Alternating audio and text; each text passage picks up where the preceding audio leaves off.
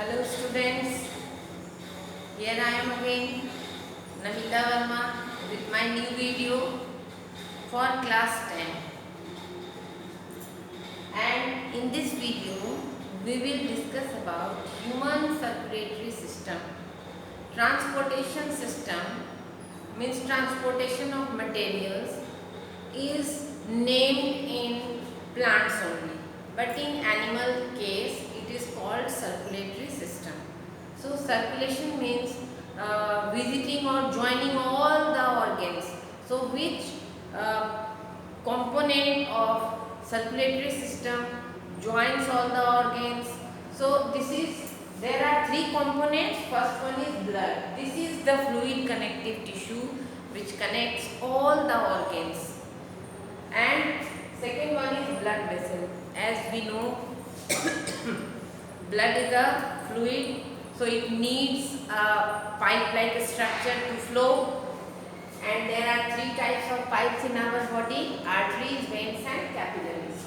Heart is the pumping organ of our circulatory system. The first component of our circulatory system, blood, I think it do not need to elaborate explanation because you all had studied this topic in standard 7, but I am again refreshing it. So blood has two components, two parts. The liquid part of the blood is called plasma. Plasma is a watery fluid in which all the three types of blood cells float.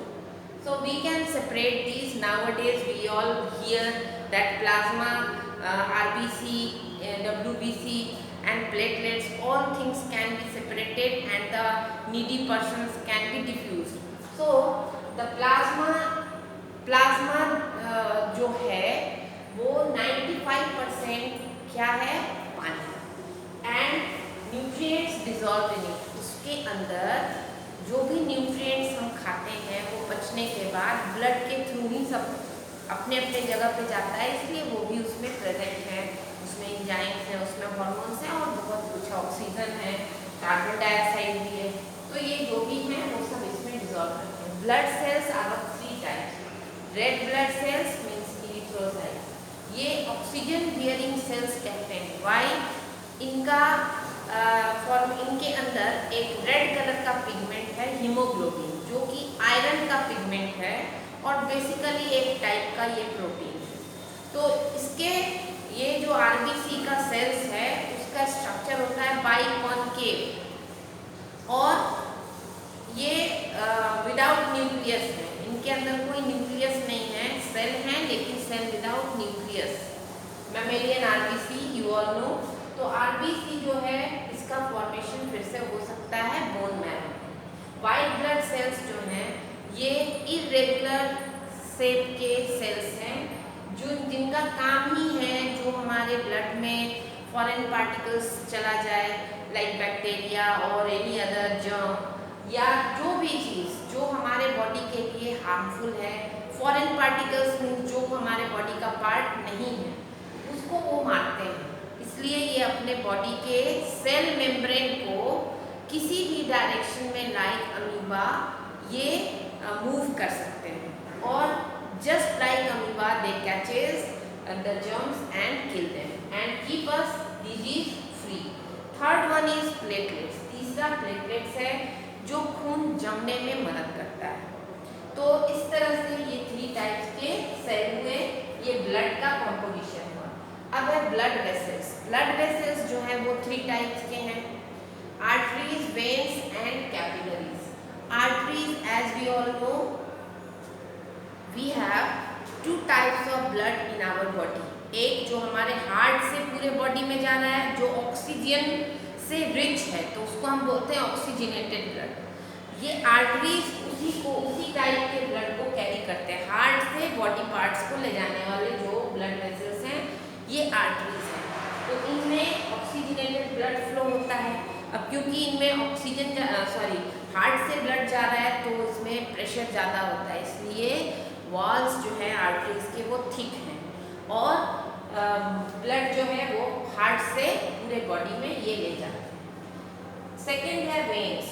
Veins जो है इनका thin wall है, ये इनका wall जो है वो thin है कैपिलरी वेन्स का, और इसमें स्लोली ब्लड फ्लो करता है क्योंकि ये पूरे बॉडी से वापस आ रहा है ऑक्सीजन लेने के लिए हार्ट में।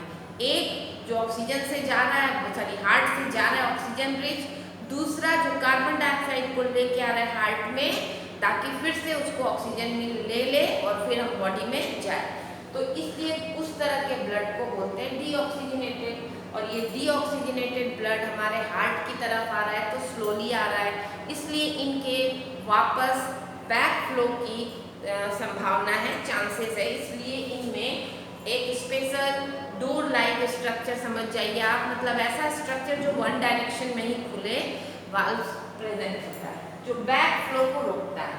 और तीसरा है कैपिलरीज, जो स्मॉलेस्ट और थिनेस्ट ब्लड वेसल है, और actually these are the joining parts of the arteries and veins.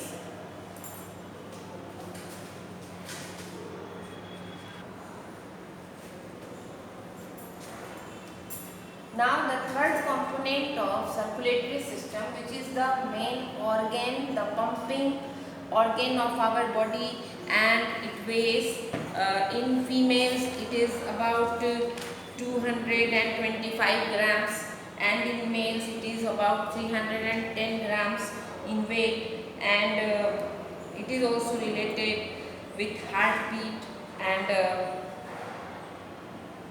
at one time about 60 to 90 milliliter blood can be pumped. So these are it is a four chambered structure. Heart is the pumping organ, but it has two upper chambers and two lower chambers. This pink color, ये जो pink color है, ये हमारे heart को दो भाग में बांटता है, इसको बोलते हैं सेप्टम। सेप्टम हमारे हार्ट को लॉन्गिट्यूडनली टू पार्ट्स में, एक मस्कुलर पार्ट है मसल्स का जो इसको टू पार्ट्स में डिवाइड किया, तो बेसिकली ये टू पार्ट दो साइड में बट गया, इसको हम राइट साइड, इसको हम लेफ्ट साइड में। अब अपर जो चैम्बर्स हैं ये दोनों रिसीविंग चैम्बर्स, जिनमें ब्लड एक साइड में, राइट साइड जो हार्ट का है ये ऑलवेज करेगा डीऑक्सीजनेटेड ब्लड, तो इसके दोनों पार्ट में ही डीऑक्सीजनेटेड है। यहाँ पे पूरे हार्ट, पूरे बॉडी से ब्लड आता है, किसके through? Inferior vena cava and superior vena cava के थ्रू, या एक ऊपर से एक बॉडी के नीचे वाले पार्ट से आता है ब्लड, यहाँ फिल हो गया। अब क्या है, ये ब्लड वापस बाद में कहाँ जाएगा? तो ब्लड का जब भी पंपिंग होता है तो ये पहले ऑरिकल्स फिर वेंट्रिकल्स, पहले ऑरिकल फिर वेंट्रिकल, तो ऑरिकल्स में जब दोनों ऑरिकल में ब्लड भर जाएगा तब ये सिकुड़ते हैं, कॉन्ट्रैक्ट करते हैं, तो क्या होता है, इसमें जो ब्लड है ये डीऑक्सीजनेटेड है और इसमें जो ब्लड है ये ऑक्सीजनेटेड है, क्योंकि ये कहाँ से आ रहा है? From lungs. तो लंग्स से आने वाला ब्लड ऑब्वियसली ऑक्सीजन से भरा हुआ होगा, तो यहाँ पे दोनों में जब भरा तो इसको ये कॉन्ट्रैक्ट होने से अब ये जो दो वाल्व हैं, आर्टरी और आर्ट्रियम या ऑरिकल्स भी बोलते हैं इनको, अपर चैम्बर्स को, तो ऑरिकल्स या आर्ट्रियम से ब्लड कहाँ आएगा? वेंट्रिकल्स में। तो वेंट्रिकल्स जो हैं वो एक रिसीविंग और दूसरा डिस्ट्रीब्यूटिंग चैम्बर है, मतलब ये डिस्ट्रीब्यूट करेगा, भेजेगा जहाँ जाना है। इसका ब्लड जाएगा कहाँ? लंग्स में जाएगा।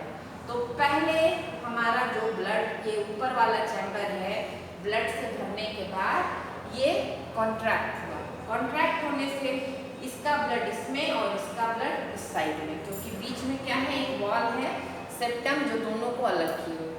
यहाँ आने के बाद ब्लड अब जाएगा सीधे कहाँ? To the lungs. तो ब्लड यहाँ से लंग्स में जाता है, इस यहाँ से एक इस तरह का पाइप है जो लंग्स में जाता है, तो ये यहाँ से ब्लड को लेके चला गया लंग्स। अब लंग्स में जाने के बाद लंग्स से ब्लड फिर कहाँ आएगा, लंग्स से ब्लड आया, सॉरी यहाँ इसको ऐसे नहीं बनाते हैं, इसको हम दूसरे ढंग से बनाए हैं। तो यहाँ से ब्लड अब ऐसे जाता है और ये कहाँ जा रहा है, टू लंग्स। तो कौन लेके जा रहा है, पल्मोनरी आर्टरी। जैसा आप लोग जानते हैं और बताया गया है कि आर्टरीज कैरी ऑक्सीजनेटेड ब्लड, लेकिन यहाँ हम क्या देख रहे हैं कि पल्मोनरी आर्टरी जो है वो डीऑक्सीजनेटेड ब्लड लेके जा रहा है, बिकॉज राइट साइड में क्या है, डीऑक्सीजनेटेड ब्लड। तो डीऑक्सीजनेटेड ब्लड कैरी कर रहा है पल्मोनरी आर्टरी, यानी there are two artery and veins which are named as pulmonary artery and pulmonary vein। लेकिन ये दोनों पल्मोनरी आर्टरी का काम है वेन की तरह, यानी डीऑक्सीजनेटेड ब्लड को ले जाना कहाँ, टू द लंग्स। और पल्मोनरी वेन जो है वो from the lungs oxygenated blood लाते हैं। ये दोनों एक्सेप्शनल हैं, इनका नाम पल्मोनरी है। तो जब ये लंग्स में लेके गए ब्लड को, वहां से ऑक्सीजनेटेड होके फिर वापस ब्लड कहाँ आएगा, लंग्स में। किस साइड में, लेफ्ट साइड में। हमारे हार्ट का जो राइट साइड है वो डीऑक्सीजनेटेड ब्लड से भरा होता है, लेफ्ट साइड है वो ऑक्सीजनेटेड ब्लड कैरी करता है। तो हमारा ब्लड अब यहाँ आया लेफ्ट साइड में, लेफ्ट ऑरिकल में या आर्टरियम में, फ्रॉम लंग्स कैसा ब्लड आया, ऑक्सीजनेटेड ब्लड।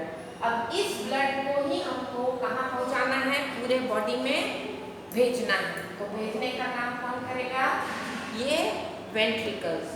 तो अब यहाँ से बाइकस्पिड वाल्व जो कि लेफ्ट साइड में ऑरिकल्स और वेंट्रिकल्स के बीच में है, ये ओपन हो जाता है। तो ब्लड यहाँ से यहाँ आया और यहाँ से फिर ब्लड चला जाएगा to the body.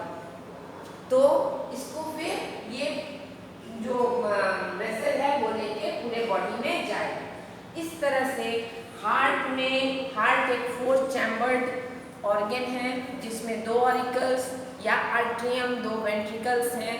Upper chambers को हम ऑरिकल्स या आर्ट्रियम बोलते हैं और नीचे वाले को वेंट्रिकल्स बोलते हैं। ऑरिकल्स का वाल जो है ये वाल पतला होता है क्योंकि ये रिसीविंग है, और वेंट्रिकल्स का वाल बहुत चौड़ा होता है क्योंकि ये डिस्ट्रीब्यूटिंग है, इनको फोर्स से कॉन्ट्रैक्ट करना है। अब ये जो लेफ्ट पार्ट है, राइट पार्ट वो ऑलवेज डीऑक्सीजनेटेड ब्लड कैरी करेगा, right part always oxygenated blood. So इस तरह से ये ह्यूमन हार्ट का एक सिंपल डायग्राम के थ्रू मैंने आपको हार्ट के स्ट्रक्चर को और फंक्शन को बताया। I hope you all will got my point। आप सबको अच्छा लगेगा मेरा वीडियो। प्लीज़ मेरे वीडियोस को आप लाइक करिए, कमेंट करिए और मेरे चैनल को सब्सक्राइब करिए ताकि मैं और इम्प्रूव कर सकूं और आप लोगों को अच्छे से मदद कर सकूं।